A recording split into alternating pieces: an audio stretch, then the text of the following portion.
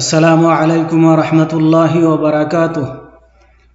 আলহামদুলিল্লাহি রাব্বিল আলামিন ওয়াসসালাতু ওয়াসসালামু আলা আশরাফিল আমবিয়াই ওয়াল মুরসালিন নবিয়িনা মুহাম্মদ ওয়া আলা আলিহি ওয়া আসহাবিহি আজমাইন, আম্মা বা'দ। সম্মানিত ছাত্র ভাইরা, আমি এখন ক্লাস 3 তাওহীদের ক্লাস আরম্ভ করছি। বিষয় হচ্ছে কবর কেন্দ্রিক যে শিরক হয়ে থাকে এ সম্পর্কে আল্লামা ইবনুল কাইয়িম রাহিমাহুল্লাহ যা বলেন সেটি তুলে ধরব ইনশাআল্লাহ। তো আসুন তার কথাগুলো আমরা গভীর মনোযোগ সহকারে শুনি এবং এ ব্যাপারে সতর্ক থাকি। আল্লামা ইবনুল কাইয়িম রাহিমাহুল্লাহ বলেন, কোনো ব্যক্তি যদি কবর সম্পর্কে আল্লাহর রাসূলের সুন্নাত এবং কবর সম্পর্কে তার আদেশ ও নিষেধ কি এবং তার সাহাবায়ে কেরামের তরিকাকে যদি একত্রিত করে একদিকে রাখে আর অন্যদিকে আজকের মাজারের কবরকে কেন্দ্র করে যে কার্যকলাপ লক্ষ্য করা যাচ্ছে তা অন্যদিকে রাখে, তাহলে দেখতে পাবে যে একটি আর একটির বিরোধী ও বিপরীত। তার মানে এর সাথে কোনো মিল নেই।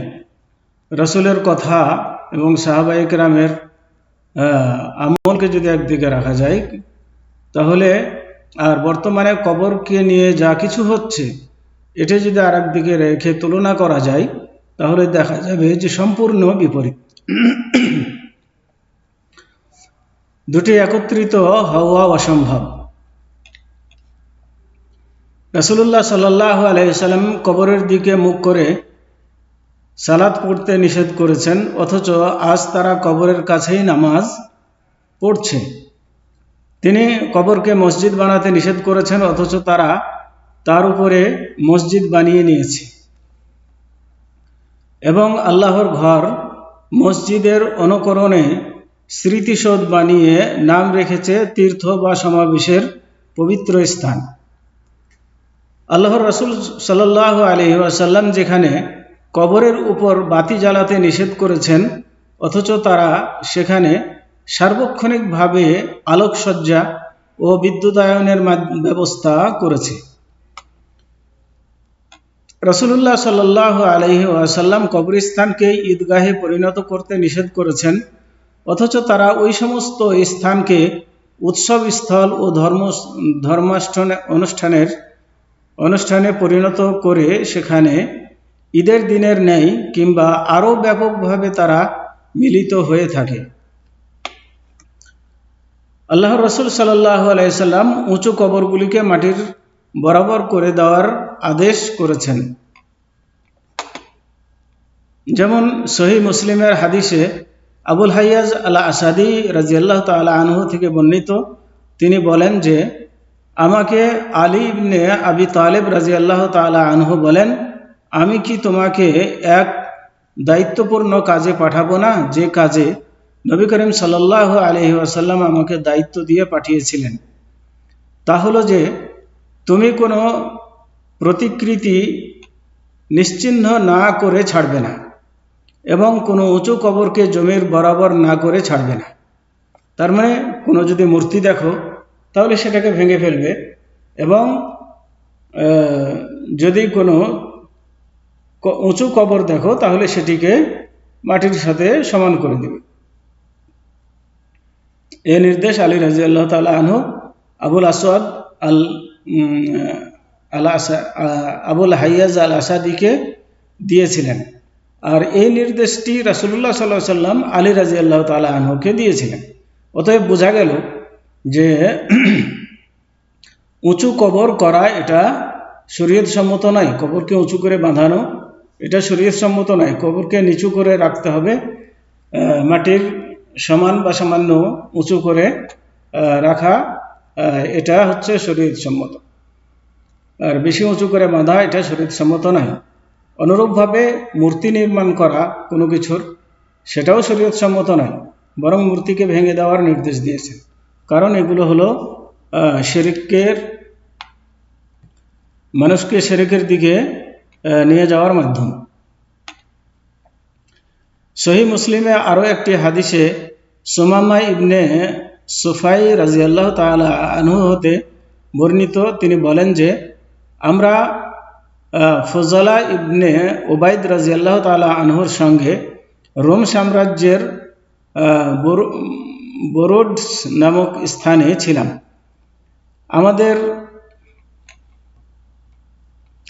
আমাদের এক সাথী সেখানে মৃত্যু হলে ফজলা সাহাবী আমাদেরকে আমাদের মৃত সাথীকে কবরস্থ করতে এবং কবরকে মাটির সমান করার নির্দেশ দিলেন। তার মানে যে সাহাবী সেখানে মৃত্যুবরণ করেছিলেন সে সাহাবীকে মাটি দেওয়ার নির্দেশ দিলেন এবং বলে দিলেন কবরকে যেন উঁচু করা না হয়, বরং মাটির সাথে যেন সমান রাখা হয়। তাহলে সাহাবাদের আমলও আল্লাহ রাসূল সাল্লাল্লাহু আলাইহি সাল্লামের উক্ত হাদিসের উপরে ছিল, তারাও কবরকে উঁচু করেননি। অতঃপর ফজলা বর্ণনা করেন যে আমি রাসূলুল্লাহ সাল্লাল্লাহু আলাইহি ওয়াসাল্লামের নিকট থেকে শুনেছি তিনি কবরগুলিকে মাটির সমান করার হুকুম দিয়েছেন। কিন্তু দুঃখের বিষয়, এই সমস্ত মাজার পূজারীরা আজ অতিরঞ্জিত বাড়াবাড়ির মাধ্যমে এই দুটি জিনিসের চরম বিরোধিতা করে কবরকে মাটি থেকে ঘরের ন্যায় উঁচু করছে এবং তার উপরে গম্বুজ ও মিনার স্থাপন করছে। আল্লামা ইবনুল কাইয়িম রাহিমাহুল্লাহ আরও উল্লেখ করেন যে প্রিয় পাঠক, লক্ষ্য করুন আল্লাহর রাসূল সাল্লাল্লাহু আলাইহি ওয়াসাল্লাম পূর্বোল্লেখিত কবর সম্পর্কে যে নির্দেশ দিয়েছেন, কবর সম্পর্কে নিষেধের যে উদ্দেশ্য বর্তমান জামানার কবর সম্পর্কে যে সমস্ত পদ্ধতি কবর পূজারীরা উদ্ভাবন করে নিয়েছে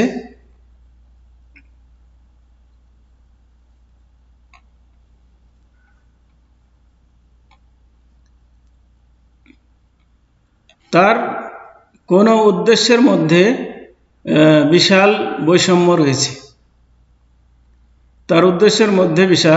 রয়েছে। মানে বর্তমান যুগের কবরকে নিয়ে যা কারবার করা হচ্ছে আর আল্লাহ রাসূল সাল্লাল্লাহু আলাইহি সাল্লাম যে নির্দেশ দিয়েছেন এটার সাথে কোনোই মিল নেই।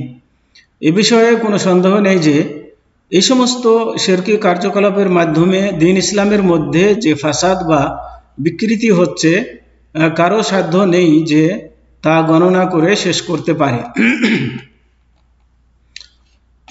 আল্লামা ইবনুল কাইয়িম রাহিমাহুল্লাহ পূর্বের আলোচনার পর দ্বীনের মধ্যে ওই সমস্ত অকল্যাণকর বিষয় উল্লেখ করেন।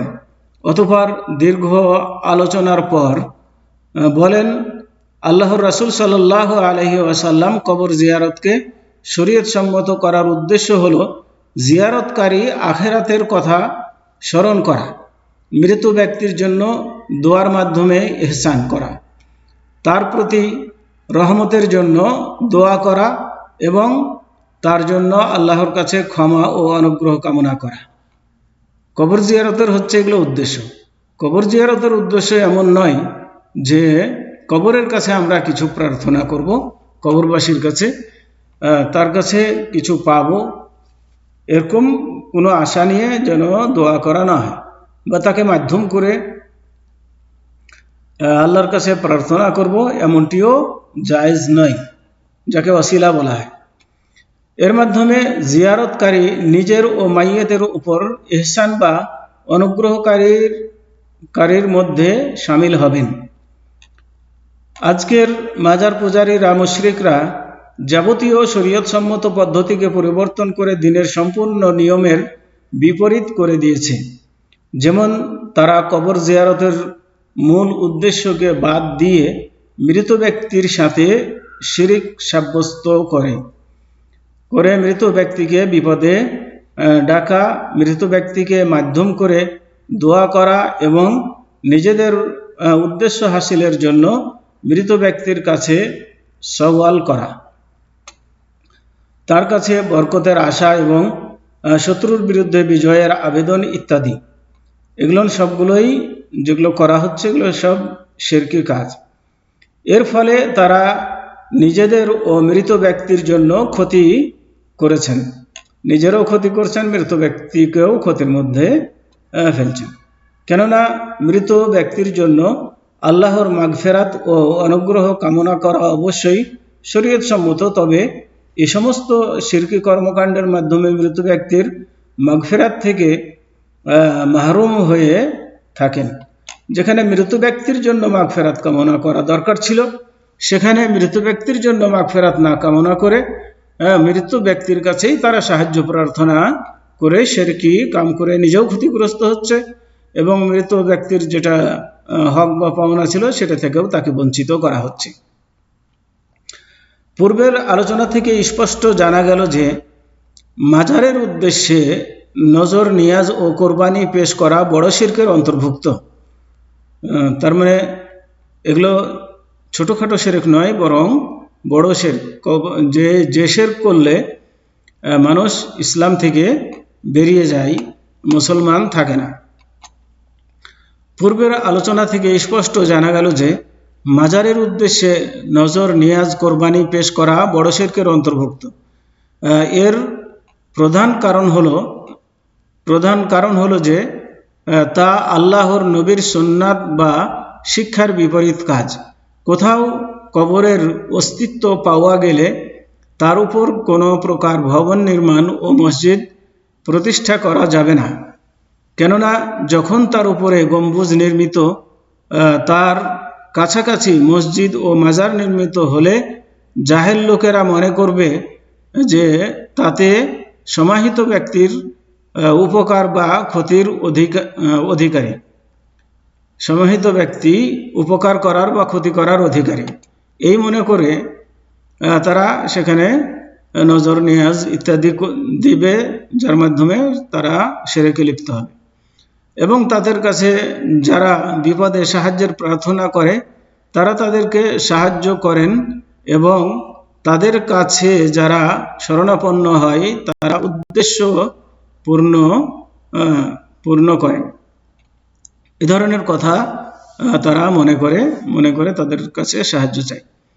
তো এই শিরকি বিশ্বাসের ফলে তারা কবরবাসীর উদ্দেশ্যে নজর নিয়াজ ও কোরবানি পেশ করেন। এক পর্যায়ে এগুলো কোনো একদিন প্রতিমা ও মূর্তির অনুরূপ উপাস্য হয়ে দাঁড়াবে এবং আল্লাহ ছাড়া তার ইবাদত করা হবে। আল্লাহর রাসূল সাল্লাল্লাহু আলাইহি ওয়াসাল্লাম আল্লাহর কাছে দোয়া করেছেন যে আল্লাহুম্মা লা তাজআল কবরি ওয়াসানান ইউবাদ, হে আল্লাহ, আমার মৃত্যুর পর তুমি আমার কবরকে এমন মূর্তি পূজার প্রতীকে পরিণত করো না যার পূজা করা হয়। ইমাম মালিক ও ইমাম আহমদ তিনি এই দোয়া এজন্য করেছিলেন যে অদূর ভবিষ্যতে কোনো একদিন তার কবর ছাড়া অন্য কোনো কবরে এর বাস্তব রূপ গ্রহণ করতে পারে। তো আজ অনেক মুসলিম দেশে তার বাস্তব প্রতিফলন দেখা যাচ্ছে। অনেক দেশেই কবর বানিয়ে কবরের পূজা করা হচ্ছে।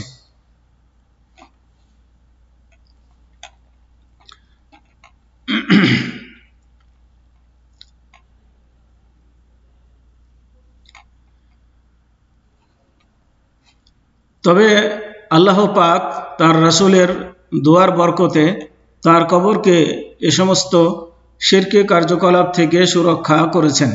যদিও কখনো মূর্খ ও কুসংস্কারে বিশ্বাসী মানুষের কাছ থেকে তার মসজিদে কিছু অনিয়ম ঘটলেও তারা রাসূলুল্লাহ সাল্লাল্লাহু আলাইহি ওয়াসাল্লামের কবর পর্যন্ত পৌঁছতে সামর্থ্য রাখে না। কেননা তার কবর নিজ গৃহাভ্যন্তরে অবস্থিত, তা মসজিদের অন্তর্ভুক্ত নয়। কেননা তার কবর পরপর কয়েকটি দেয়াল দ্বারা পরিবেষ্টিত। আল্লাহ রাসূল সাল্লাল্লাহু আলাইহি সাল্লামের কবর মসজিদের মধ্যে নয়, বরং আল্লাহ রাসূল সাল্লাল্লাহু আলাইহি সাল্লামকে কবর দেওয়া হয়েছিল মসজিদের বাইরে তার বাড়িতে।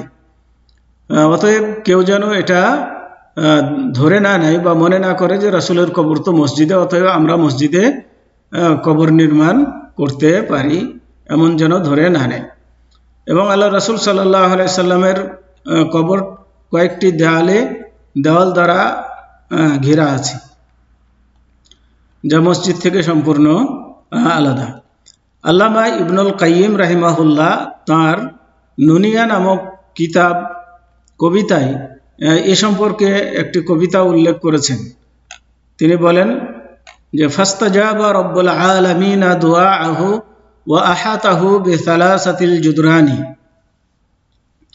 অর্থাৎ আল্লাহ রাব্বুল আলামিন তার রাসূলের দোয়া কবুল করে 3টি দেয়াল দ্বারা তার কবরকে বেষ্টন করে রাখলেন। তো এখান থেকে আমরা যেটা জানতে পারলাম যে কবর কেন্দ্রিক যে সমস্ত কার্যকলাপ বর্তমানে চলছে, সেই সমস্ত কার্যকলাপ সম্পূর্ণ শিরকি কার্যকলাপ চলছে, এগুলো থেকে আমাদেরকে বিরত থাকতে হবে। আর কবর জিয়ারতের জন্য যতটুকু বৈধ ততটুক আমাদেরকে করতে হবে। আর সেটা হলো যে কবর জিয়ারত করা, পরকাল নিজের জন্য পরকালকে স্মরণ করা, আর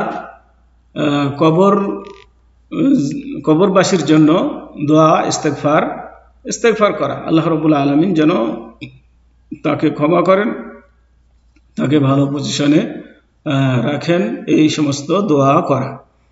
কবরবাসীর কাছে কিছু চাওয়া এটি মোটেও ঠিক নয়। কবরবাসীর নামে কোনো নজর নিয়াজ পেশ করা, টাকা পয়সা, মুরগি, গরু, ছাগল ইত্যাদি দেওয়া, এগুলো কিছুই ঠিক নয়। এগুলো সব শিরকি কাজ, এবং এগুলো দেওয়ার বিনিময়ে কোনো আশা, তার কাছ থেকে কিছু আশা করা, এগুলো হচ্ছে শিরকি কাজ। তার কোনো দেওয়ার ক্ষমতা নাই, বরং একমাত্র দেওয়ার মালিক হচ্ছেন আল্লাহ তাবারাকা ওয়া তাআলা। অতএব চাইলে আল্লাহর কাছে চাইতে হবে, এবং নজর নিয়াজ দিলে আল্লাহর নামে দিতে হবে, অন্য কোথাও দেওয়া চলবে না। তো আসুন এই সমস্ত কার্যকলাপ থেকে আমরা বিরত থাকি, এবং কবর কেন্দ্রিক যতটুকু আমাদের জন্য আল্লাহ রাসূল বৈধ করেছেন সেই নিয়ে আমরা ততটুকু করি, এবং কবরকে নিয়ে বাড়াবাড়ি যেন না করি, যার ফলে আমাদেরকে শিরকের দিকে নিয়ে যাবে, যা বর্তমানে হচ্ছে। তো আজকে এ পর্যন্তই। ওয়াসাল্লাল্লাহু আলা নবিয়িনা মুহাম্মদ ওয়া আলা আলিহি ওয়া আসহাবিহি ওয়া বারিক ওয়া সাল্লিম। আসসালামু আলাইকুম ওয়া রাহমাতুল্লাহি ওয়া বারাকাতুহু।